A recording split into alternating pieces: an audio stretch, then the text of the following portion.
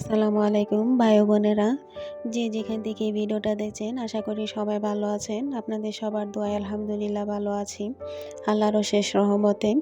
তো নতুন একটা ভিডিওতে আপনাদের সবাইকে স্বাগতম। চলুন ভিডিওটা শুরু করি।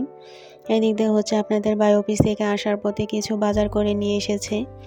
ভাত অলরেডি বসিয়ে দিয়েছি, অনেক আগে ভাত প্রায় হয়ে গিয়েছে। এদিক দিয়ে হচ্ছে আমি পেঁয়াজের কলি আর লাল শাকটাও পরিষ্কার করে নিয়েছি, সাথে হচ্ছে কপি আর আলু ভাপ দিয়ে নিয়েছি। আজকে সারাদিন হচ্ছে আমি কোনো কিছু রান্না করিনি, গতকালকের কিছু খাবার ছিল সেগুলোই খেয়েছি মামি দুজন মিলে। আর আপনাদের ভাই আজকে অফিস থেকে দুপুরের খাবার খেতে আসে নাই, তার জন্য আমি আর রান্না করিনি। তো রাত্রেবেলা হচ্ছে রান্না করছি। তো এই পেঁয়াজের কলি ভাজিগুলো আমার কাছে খুবই ভালো লাগে, বিশেষ করে রুটি দিয়ে খেতে আরও বেশি ভালো লাগে। এদিক দিয়ে হচ্ছে আমি এক চুলায় ভাত আর অন্য পাশে ভাজি বসিয়েছিলাম। ভাত হয়ে গিয়েছে, এখন ভাজিটাও প্রায় হয়ে গিয়েছে, আর একটু হলেই নামিয়ে ফেলবো। এই সবজিগুলো দেখে আমার গ্রামের কথা মনে পড়ে গেল। আমার আব্বা বাজার করে নিয়ে আসতো টাটকা টাটকা সবজি, মাছ, তো সাথে সাথে আম্মা রান্না করতো। তো চুলার পাড়ে বসে গরম দোয়া ওঠা ভাত আর তরকারি দিয়ে খেতে যে কি মজা। গ্রামের প্রত্যেকটা জিনিসই খুব মিস করি, যেহেতু গ্রামে বড় হয়েছি।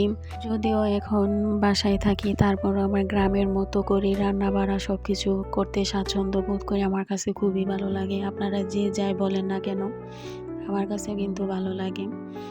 দিয়ে শাক আর ভাজি কিন্তু হয়ে গিয়েছে, এখন হচ্ছে মাছের তরকারিটা বসিয়ে দিব। তার জন্য তেলের মধ্যে পেঁয়াজ দিয়ে দিলাম, সাথে হচ্ছে আদা রসুন জিরা বাটাও দিয়ে দিয়েছি।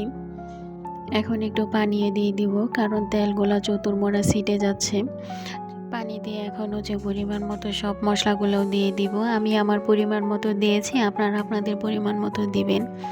আমি কিন্তু তেমন একজন ভালো রাঁধু দিই না, যেরকমটা পারি সেরকমই আপনাদের সাথে শেয়ার করি, শেয়ার করতে ভালো লাগে। তাই আজকে আমি আমার মায়ের মতো করে এই মাছের তরকারিটা রান্না করব। গ্রামে কিন্তু মাছ রান্না করে প্রথমে আগে মশলার সাথে মাছটাকে সুন্দর করে কষিয়ে তারপর হচ্ছে উঠিয়ে রাখে, উঠিয়ে রেখে সেই মশলা দিয়ে আবার সবজিগুলোও সুন্দর করে কষিয়ে নেয়। এই তো মাছ কিন্তু কষানো হয়ে গিয়েছে, এখন কিন্তু মাছটাকে উঠিয়ে নিচ্ছি আমি। তারপর এই মশলার মধ্যে সবজিগুলা দিয়ে সুন্দর করে কষিয়ে নিব। এই তো মাছগুলো সুন্দর করে উঠিয়ে নিয়েছি, এখন যেহেতু সবজিগুলা দিয়ে দিচ্ছি, সবজিগুলা দিয়েও একটু কষিয়ে নিব। গ্রামে কিন্তু এভাবে মাছ রান্না করা হয়। এখন আর আমার ওরকমভাবে মাছ রান্না করা হয় না, বেশিরভাগ সময়ে ভেজে তারপর রান্না করতে হয়, তা না হলে আপনাদের ভাই আবার খেতে পারে না। আর এই ফুলকপি কিন্তু আমার খুবই একটা পছন্দের জিনিস। আমরা ফ্যামিলি মেম্বার 3 জন, তো 3 জনই কিন্তু এই ফুলকপি পছন্দ করি। তো সুন্দর করে তো কষিয়ে নিয়েছে, এখন হচ্ছে পরিমাণ মতো পানি দিয়ে দিব। সবজি তরকারি যেহেতু একটু ঝোল রাখবো, তো এখানে তো ঝোল দিয়ে দিয়েছি, একটু নেড়ে চেড়ে তারপর ডেকে দিব।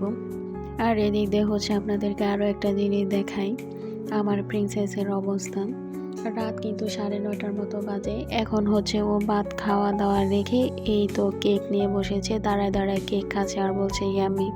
পরে আমি এত পরিমাণে বোঝাই যে আম্মু বাহিরের জিনিস খাওয়া ভালো না, এটা খেলে তোমার সমস্যা হবে, পেটে পেন করবে।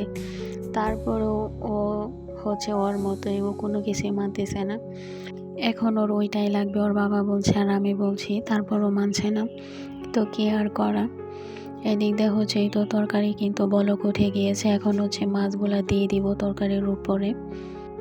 মাছগুলা দিয়ে দিচ্ছি, তারপর হচ্ছে হালকা করে একটু নেড়ে চেড়ে দিব যেন মাছটা না ভেঙে যায়। তো আপনারা যে যেখান থেকে ভিডিওটা দেখছেন সবাই কিন্তু বেবি তাসবিহা চ্যানেলটা সাবস্ক্রাইব করে পাশে থাকবেন, লাইক কমেন্ট শেয়ার করে দেবেন।